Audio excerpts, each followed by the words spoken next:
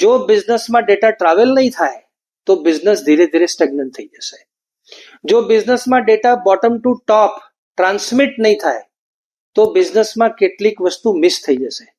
જો બિઝનેસમાં data bottom two ટોપ travel નહીં થાય તો ધીરે ધીરે બિઝનેસમાં કંટ્રોલ ખોવાઈ જશે. રિપોર્ટિંગ શબ્દથી બધા વાકેફ હશે. રિપોર્ટિંગ કરવાથી લોકો બીવે છે અને અમુક લોકોને લાગે છે કે રિપોર્ટિંગ જેવી કોઈ વસ્તુ હોતી નથી, મારી પાસે બધી ઇન્ફોર્મેશન છે. પણ શું તમને ખબર છે કે જો તમારા બિઝનેસમાં અથવા બિઝનેસ સ્ટ્રક્ચરમાં પ્રોપર રિપોર્ટિંગ ફોર્મેટ્સ અથવા રિપોર્ટિંગ સિસ્ટમ એસ્ટાબ્લિશ નહીં હોય ને તો એ બિઝનેસ તમને મુશ્કેલીમાં મૂકી શકે. કેમ? દાખલા તરીકે બિઝનેસમાં જો રિપોર્ટિંગ મિસિંગ હોય ને તો તમને એ બિઝનેસ એનર્જી ના આપી શકે. બીકોઝ રિપોર્ટ્સની અંદર ખાલી કાગળ નથી, રિપોર્ટ્સની અંદર જે ડેટા ટ્રાવેલ થાય છે ને, એક માઇન્યુટમાં માઇન્યુટ નાનામાં નાની ઇન્ફોર્મેશન, એ આંકડાકીય માહિતી હોય કે શાબ્દિક માહિતી હોય, પણ એ માહિતી એના ઓથોરિટી સુધી પહોંચવી બહુ જરૂરી છે. મોટાભાગના લોકો એવું માનતા હોય કે સાહેબને રિપોર્ટ કરવાની શું જરૂર છે, એમને તો બધી ખબર જ હશે ને, દરરોજ ઓફિસ તો આવે જ છે ને, આની જોડે તો વાત કરે જ છે ને, રાઈટ? એટલે એમને બધી ખબર જ હશે.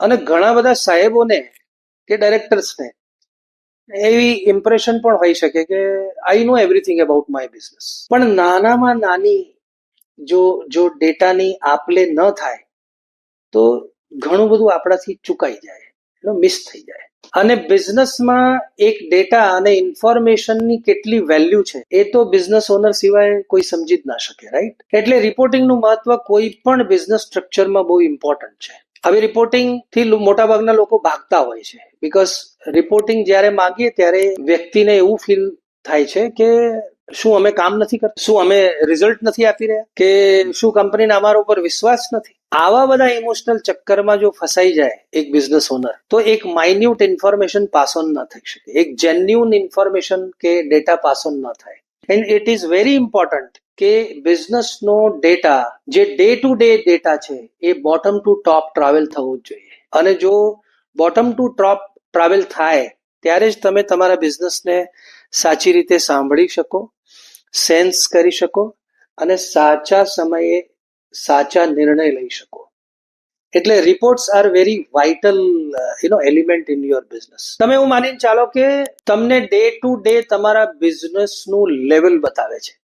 આપણે બોડી પ્રોફાઇલ કરાવીએ ને, આપણે કાર્ડિયો રિપોર્ટ કઢાવડાવીએ, TMT કરાવીએ કે મારું કોલેસ્ટ્રોલનું ચેક કરાવો, કાં તો પાછી મારો લીવરનો ટેસ્ટ રિપોર્ટ કરાવીએ, આપણે કિડનીના રિપોર્ટ ટેસ્ટ કરાવી, મારું ક્રિએટિન કેટલું છે. પણ બિઝનેસના રિપોર્ટ્સ ને આપણે એટલું બધું ધ્યાન આપતા નથી. અને ઘણા બધા કિસ્સાઓમાં મેં પણ એવું જોયું છે કે બિઝનેસ ઓનર્સ લોકોને એટલી સહુલિયત આપે છે કે તું રિપોર્ટ નહીં કરે તો ચાલે. ખરેખર એ બહુ રિસ્કી કામ છે, બીકોઝ બિઝનેસ ઓનર્સ માટે બહુ જરૂરી છે કે એ માઇન્યુટમાં માઇન્યુટ ઇન્ફોર્મેશન પોતાના સુધી ટ્રાવેલ કરાવી શકે એવી સિસ્ટમ એને ગોઠવી છે. અને એની બીજા પક્ષે જે રિપોર્ટ કરનાર છે એને કોઈ દિવસ એ રીતે ના જોવું કે એની નોકરી ઉપર કે એના કામ કરવાની નિષ્ઠા ઉપર સવાલ છે. એને ખરેખર એને એક જવાબદારી પૂર્વકનું કામ ગણવું જોઈએ કે જો એ રિપોર્ટિંગ પ્રોપર મેનરમાં કરી રહ્યા હોય, દેટ મીન્સ કે એ લોકો નાનામાં નાની ઇન્ફોર્મેશન એના બિઝનેસના ઓનર સુધી પહોંચાડે છે. એ જવાબદારીનું કામ છે. અને એનાથી ફાયદા શું?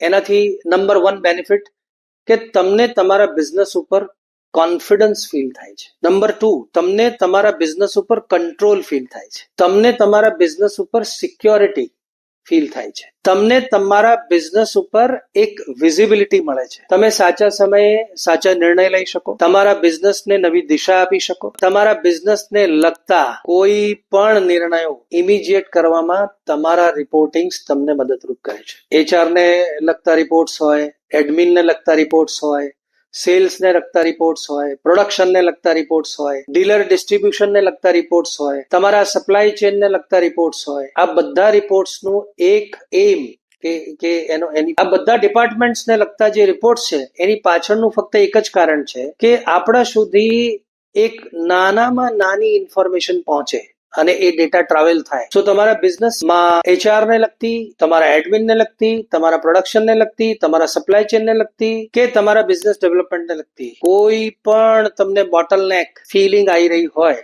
તો તમારે ઇમિડિયેટલી તમારા રિપોર્ટિંગ સિસ્ટમ ઉપર કામ કરવું જોઈએ. શું તમારા બિઝનેસને લગતા ચેલેન્જીસ અને પ્રોબ્લેમ્સ થી તમે હેરાન છો, પરેશાન છો, ટેન્શનમાં છો, ઊંઘી શકતા નથી, જમી શકતા નથી, તમને એમ કોન્ફિડન્સ ફીલ થતો નથી કે આવતા 2, 5, 15, 20 વર્ષ સુધી હું આ બિઝનેસને આમને આમ હંકારી શકીશ? આવા કોઈ પણ બિઝનેસના પ્રોબ્લેમ્સ કે બિઝનેસના ચેલેન્જીસ ને લગતા નિરાકરણ લાવવા માટે આજે જ અમારા એક્સપર્ટ સાથેની અપોઇન્ટમેન્ટ બુક કરો and let's discuss your business problems and challenges in detail with cup of tea.